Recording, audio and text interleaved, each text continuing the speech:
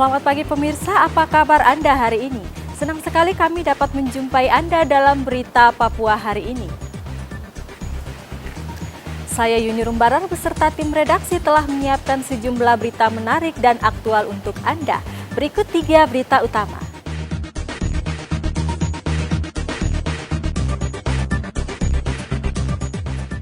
Ratusan Brimob yang bertugas selama Pekan Olahraga Nasional di Merauke dipulangkan.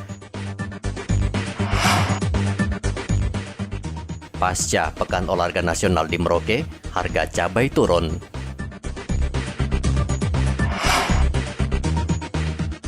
Berhasil raih emas, tim sepak bola putri yang tiba di Bandara Sentani Jayapura disambut meriah.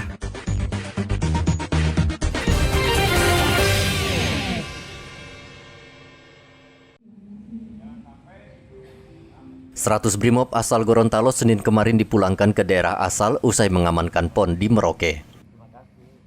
Sejak awal September, satuan Brimob ini ditempatkan di Merauke yang merupakan salah satu klaster PON Papua. Mereka ditempatkan di 6 venue yang menggelar pertandingan dan penginapan atlet dan ofisial.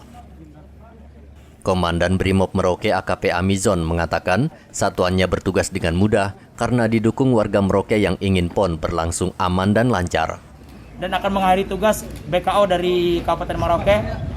Kesan yang saya dapatkan di sini sangat banyak sekali, terutama itu kesan-kesan yang positif. Alhamdulillah, terima kasih banyak kepada masyarakat Merauke yang sudah menerima kami dengan segala keterbatasan kami. Kami sadar dan kami terima kasih banyak kepada teman-teman Merauke. Walaupun masyarakat Merauke ini heterogen, walaupun berbeda-beda, baik suku, budaya, ras, agama, tetapi alhamdulillah sangat nampak sekali bahwa masyarakat Merauke ini merupakan masyarakat yang ramah, yang menerima masyarakat, yang menerima pendatang dari luar, yang mau menerima kami di sini. Terima kasih banyak sekali lagi kepada masyarakat Merauke. Kami berpesan, kami berharap insya Allah Merauke selalu damai, Merauke selalu semangat dan serta bisa menjadi panutan bagi kabupaten-kabupaten lain di Papua ini. Papua Indonesia, Papua kuat, Papua jaya, Indonesia harga mati. Kepulangan ratusan anggota Brimob ini dilepas langsung Kapolres Merauke AKBP Untung Sangaji di bandara. Ribuan polisi dikerahkan untuk mengamankan PON ke-20. Sebagian didatangkan dari luar Papua untuk memperkuat pengamanan. PON berlangsung selama 2 pekan dan berjalan aman dan lancar. Muhammad Ridwan melaporkan dari Merauke, Papua.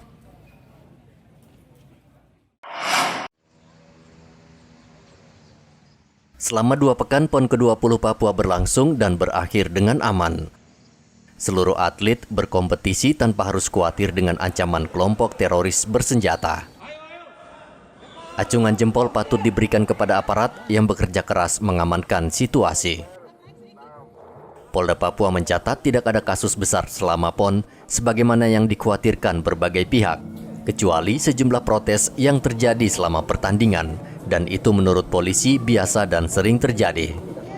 Memang dalam proses awal penyelenggaraan PON itu banyak informasi-informasi yang berseliweran dan sengaja dilakukan oleh kelompok-kelompok yang memang tidak menginginkan bahwa PON itu terselenggara di Papua dengan aman dan lancar. Nah, tapi faktanya dengan kesungguhan masyarakat Papua, dengan kesungguhan para panitia penyelenggara PON dan semua yang terlibat dalam proses penyelenggaraan PON ini, kita semua dari kepolisian, TNI, Satpol PP, Damkar dan stakeholder yang ada di seluruh Papua bersepakat bahwa PON terselenggara dengan aman dan nyaman, sehingga masyarakat ketika datang ke Papua merasa terlindungi. Faktanya demikian.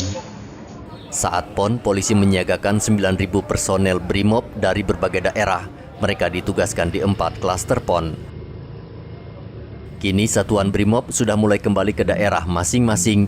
Sebagian masih tinggal di Jayapura karena akan mengawal Pekan Paralimpik Nasional atau Peparnas ke-21 yang akan berlangsung 15 November mendatang.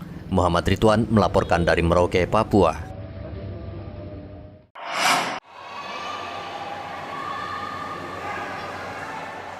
Pekan Olahraga Nasional ke-20 telah usai dan satu hal yang menjadi pekerjaan rumah besar Pemprov Papua adalah merawat dan memanfaatkan venue serta peralatan. Menteri Pemuda dan Olahraga Zainuddin Amali mengatakan venue PON yang dibangun dengan anggaran triliunan rupiah harus tetap digunakan untuk mencari atlet-atlet berbakat. Kementerian Olahraga dan Pemprov Papua akan bekerja sama mendorong pencarian bakat baru dengan menggelar kejuaraan nasional secara rutin sehingga venue tidak terbengkalai seperti yang terjadi di Riau dan Kalimantan. Venue-nya luar biasa, sangat bagus dan standar internasional yang ada di Papua. Ke depan kita harapkan ini bisa dimanfaatkan dengan baik untuk kepentingan pembinaan atlet, talenta-talenta olahraga yang ada di Papua, maupun untuk kepentingan peningkatan prestasi secara nasional. Sehingga ke depannya kita berharap venue-venue yang sudah digunakan untuk PON ini bisa digunakan untuk minimal kejurnas dari masing-masing cabur dilakukan di sini, dan sebisa mungkin saya akan mendorong kegiatan olahraga internasional maupun regional dilakukan di venue-venue yang sudah bertaraf internasional di Papua ini. Saat ini ada 7 venue berstandar internasional yang dibangun Kementerian PU dan Pemda Papua. Sarana tersebut tentu bisa dimanfaatkan sebaik mungkin untuk melahirkan atlet Papua yang bisa berkompetisi di tingkat nasional maupun internasional. Tinggal bagaimana pemerintah daerah dan pusat memanfaatkannya. Riantonai melaporkan dari Jayapura, Papua.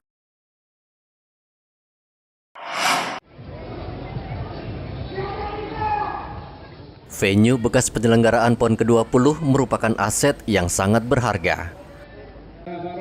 Venue dibangun dengan standar internasional dengan biaya hingga 10 triliunan rupiah, seperti venue panjat tebing di Mimika. Venue sangat bermanfaat untuk mencari atlet-atlet baru panjat tebing Papua yang akan merajai kompetisi baik nasional maupun internasional. Hal ini dibenarkan Caesar Afianto Tunya, Ketua Federasi Panjat Tebing Mimika. Ia sangat menyayangkan bila venue panjat tebing yang dibangun PT Freeport tidak digunakan sebaik-baiknya. Ini kan di Mimika ya, tentu kita akan melakukan pembinaan kepada atlet-atlet panjat tebing. Kita harapkan generasi muda dapat tertarik dengan olahraga panjat tebing ini karena ini merupakan olahraga prioritas untuk pembinaan dan peningkatan prestasi. Itu tertuang dalam desain besar olahraga nasional, dan panjat tebing menjadi prioritas. Nah, kita bersyukur di Papua kita sudah ada venue panjat tebing yang bisa dipergunakan untuk event nasional, dan ini baru pertama kali multi event panjat tebing di Papua sukses menyelenggarakan, dan kita juga dari Papua sukses juga dalam prestasi. Kita ada 3 emas, 1 perak dan 1 perunggu ya. Pemerintah pusat dan daerah bisa bekerja sama memanfaatkan venue bekas PON, khususnya panjat tebing, dengan rutin menggelar kegiatan kompetisi baik nasional maupun lokal. Di sejumlah daerah, seperti Riau, banyak venue bekas penyelenggaraan PON tidak dimanfaatkan dengan baik, sehingga mubazir karena rusak dan tidak terpelihara. Dari Mimika, Papua, Igobat Momolen melaporkan.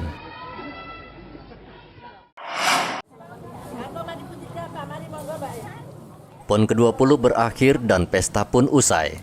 Pedagang di Merauke yang tadinya menikmati untung dari kenaikan sejumlah bahan pokok, kini pasca PON harga sejumlah komoditas kembali normal.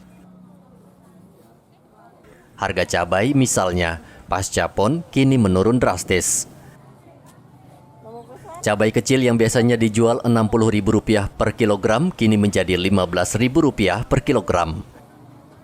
Begitu juga dengan cabai besar, dari Rp40.000 per kilogram, kini juga turun menjadi Rp15.000 per kilogram.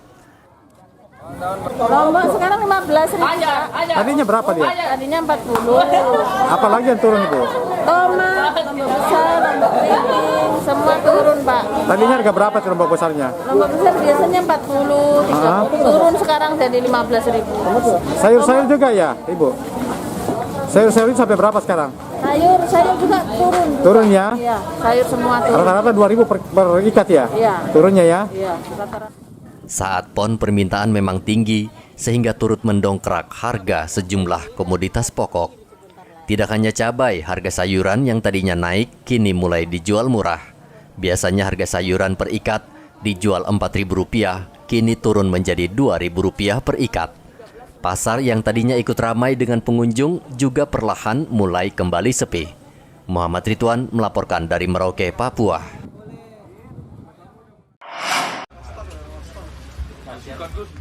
Danau Sentani memiliki keindahan alam yang memikat, namun masih membutuhkan promosi yang lebih gencar dan luas. Kodam 17 Cendrawasih berupaya lebih memperkenalkan Danau Sentani dengan mendirikan pusat kuliner khas setempat di Kampung Serah Tua di Distrik Sentani. Pusat kuliner ini didirikan di pinggir danau, sehingga pengunjung bisa menikmati makanan khas berbahan sagu asli Kampung Serah Tua sambil menikmati keindahan alam Jayapura. Senin kemarin, Panglima Kodam 17 Cendrawasih Majen TNI Ignatius Yogo Triyono meresmikan pusat kuliner Papua yang diberi nama The Heleo.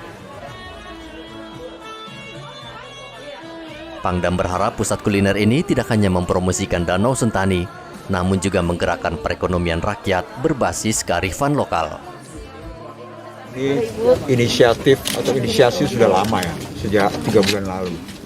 Dan ini adalah inisiasi dari Pak Doni Monardo dan menyampaikan kepada kami, kepada Kodam 17, dan kami tindak lanjuti. Ini tujuannya pembangunan pusat kuliner The Heleo ini adalah untuk mengangkat potensi tanah Papua.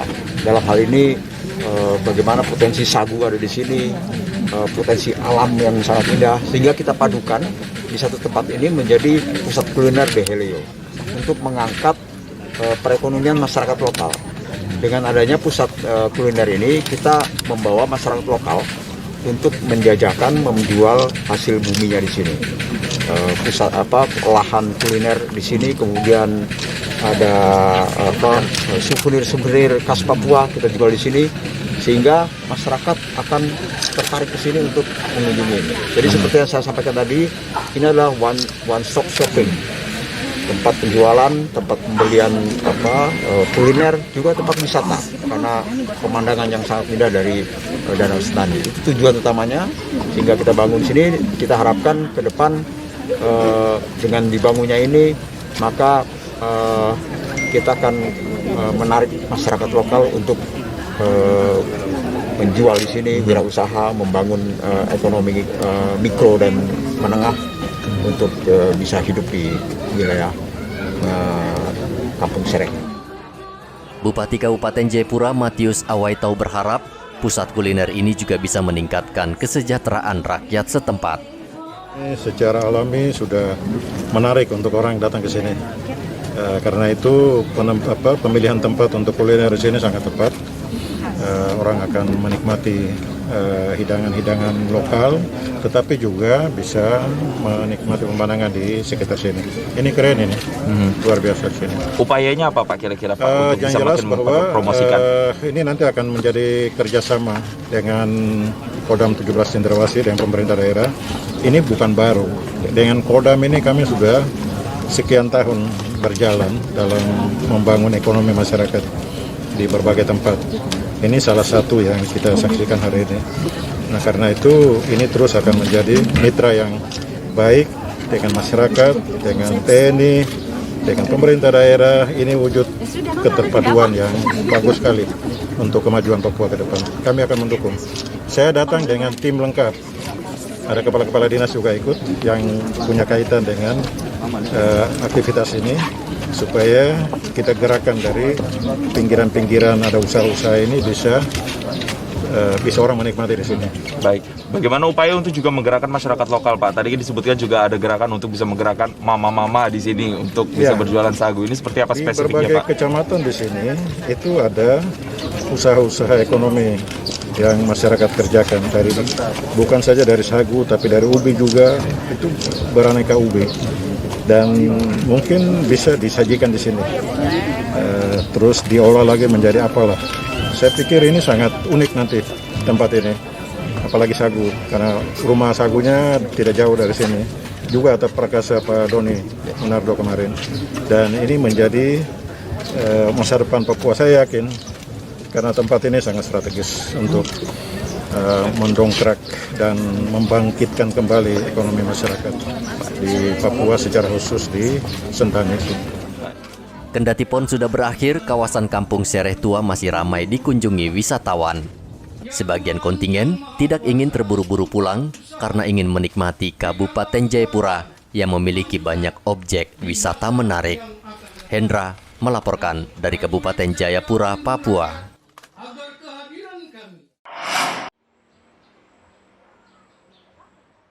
Mama Papua panen perdana sayuran yang ditanam secara hidroponik. Panen ini dilakukan setelah proses budidaya yang didampingi dosen Universitas Musamus selama 2 bulan. Mama Papua merupakan kelompok perempuan di Kelurahan Kamundi RT 6 yang mendapat bimbingan budidaya tanaman sayur hidroponik. 400 lubang tanam sayur jenis selada sudah siap dipanen.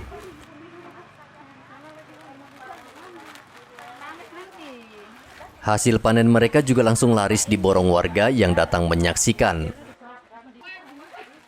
Menurut dosen Universitas Musamus, Nurhaya, program pengabdian masyarakat ini sengaja dilakukan untuk meningkatkan pendapatan warga, terutama warga asli Papua yang saat ini terdampak COVID-19.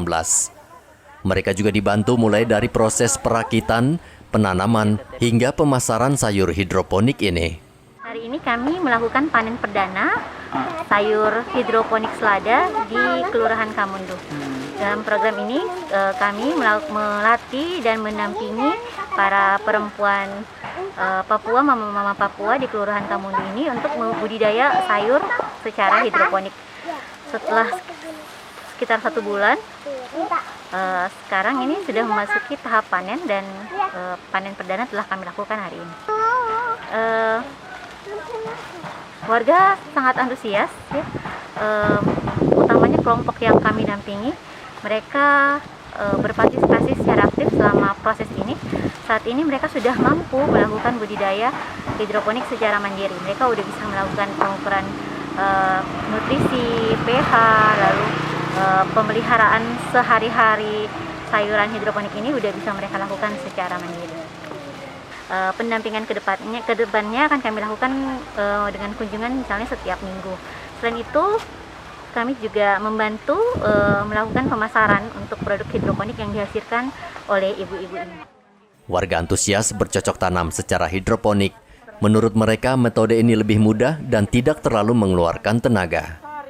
Ya, hidroponik ini yang selama ini saya belum begitu ini, tapi ya mulai adanya program kegiatan ini yang dibimbing dari Musamus, dosen dari Musamus, sangat bagus dan baik untuk kalangan masyarakat di sini. Khususnya saya sendiri yang ada sedang kelola dibantu untuk menjalankan ini. Mudah-mudahan mungkin bukan hanya saya saja ya, bisa berkembang lagi di kalangan masyarakat yang lain. Karena ini dia lebih bermanfaat, tidak terlalu mengeluarkan tenaga seperti biasanya kita kerja kebun, cangkul yang ini dia lebih istilahnya dia meringankan kami begitu untuk tanam menanam. Yang punya lingkungan kintal pekarangan rumah, kalau bisa ya hidroponik sayur ini harus dikembangkan. Metode tanam ini akan terus diperkenalkan secara luas ke warga, terutama warga asli, karena bisa meningkatkan penghasilan buat mereka. Muhammad Ridwan melaporkan dari Merauke, Papua. Menteri Kelautan dan Perikanan Sakti Wahyu Trenggono meninjau permukiman nelayan Borobudur pasca kebakaran 31 September lalu. Pemerintah berencana merevitalisasi permukiman Borobudur menjadi model rumah nelayan yang layak huni. Menteri KKP menyempatkan diri, bertatap muka dan memberikan bantuan sosial kepada para pengungsi. Melihat kebakaran di kampung nelayan di Manokwari sini ya, saya bersama dengan Pak Bupati. Ada sedikit bantuan dari kami dalam bentuk sembako yang kita berikan kepada para korban kebakaran. Tapi yang pasti saya melihat langsung, nanti saya akan koordinasi dengan tingkat kementerian di Jakarta untuk semoga saya akan usulkan ini menjadi satu sekaligus perbaiki menjadi model kampung nelayan yang sehat, kampung nelayan yang maju. Tadi saya mendengar informasi laporan dari Pak Bupati bahwa ini menjadi bagian dari kampung masyarakat miskin yang sangat ekstrim. Ini akan kita perbaiki ya segera. Nanti kita akan rapat koordinasi dengan Bapak Wapres, salah satunya juga akan kita bahas soal itu. Dan mudah-mudahan segera dalam waktu yang tidak terlalu lama untuk kemudian kita desain dan kita perbaiki menjadi kampung nelayan yang lebih baik dan maju. Saya kira Bupati Manokwari Hermus Indau meminta dukungan pemerintah pusat untuk membangun kembali permukiman rumah nelayan Borobudur. Di tengah-tengah situasi yang dialami oleh masyarakat kita di Kabupaten Manokwari, khususnya kawasan nelayan di Borobudur yang mengalami musibah kebakaran 30 September yang lalu, itu bisa mendapatkan perhatian dari pemerintah pusat, dan hari ini kita bisa mendapatkan kunjungan dari beberapa menteri, terutama Menteri Perikanan dan Kelautan hari ini. Dan juga hari ini Wakil Presiden juga akan hadir, dan juga dari Kementerian PUPR, Wamen PUPR juga hari Senin akan hadir di Manokwari. Dan saya kira kita optimis bahwasanya masyarakat kita di kawasan Teluk Sawagu, termasuk kawasan nelayan di Borobudur ini akan kita perbaiki untuk jauh lebih produktif lagi ke depan, dan kita usahakan supaya ini menjadi kampung nelayan yang bisa menjadi destinasi di Kabupaten Manokwari. 30 September lalu permukiman nelayan Borobudur di Manokwari Barat terbakar. Ratusan rumah dan satu bangunan masjid ludes dilalap api, sehingga 800 kepala keluarga harus mengungsi dan hingga kini masih tinggal di tenda-tenda darurat.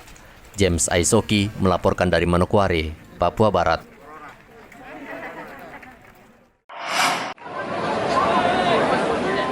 Tim sepak bola putri Papua disambut meriah saat tiba di Bandara Sentani, Kabupaten Jayapura, Senin kemarin.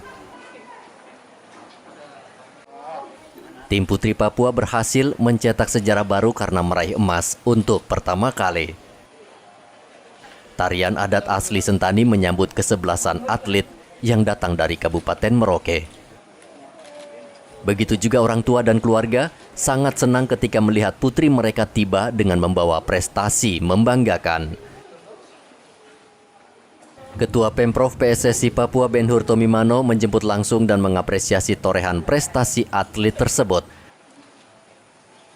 Ben-Hur berjanji akan terus membina seluruh atlet agar siap bertanding di ajang nasional dan internasional, serta bisa dilirik tim nasional.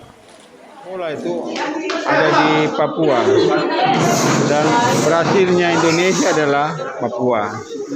Gudangnya sepak bola, baik itu atlet-atlet perempuan maupun laki-laki. Dan di Papua, di Kota Jayapura, pembinaan klub kita lakukan, ada sekolah-sekolah bola SSB yang ada di wilayah Kota Jayapura. Juga ada tim-tim sepak bola yang rutin diselenggarakan. Maka itu ada bibit-bibit yang kita ambil untuk usia 15 tahun, usia 18 tahun, usia 19 tahun, dan usia 23 tahun. Dan ini sebagai ajang penilaian bakat untuk kita bisa lihat pemain-pemain terbaik yang kita bisa rekrut, yang bisa main di Persipura Jayapura, bahkan di tim-tim lain di Indonesia. Jadi kita lihat, saya membentuk tim scouting untuk keliling ke 28 kabupaten dan 1 kota, melihat pemain-pemain yang potensial yang kita rekrut. karena kita membawa nama Papua. Maka pemain-pemain itu juga dari seluruh Papua. Ya seperti di sepak bola putra, banyak kelihatan dari pegunungan yang kita libatkan mereka. Dia punya potensi skill yang sangat luar biasa. Di PON ke-20, Papua menempati urutan 4 klasemen. Prestasi tersebut sudah luar biasa dan menjadi catatan sejarah karena selama ini Papua hanya masuk 10 besar. Ini artinya pembinaan atlet di Papua sudah mengalami kemajuan. Rian Tonai melaporkan dari Jayapura, Papua.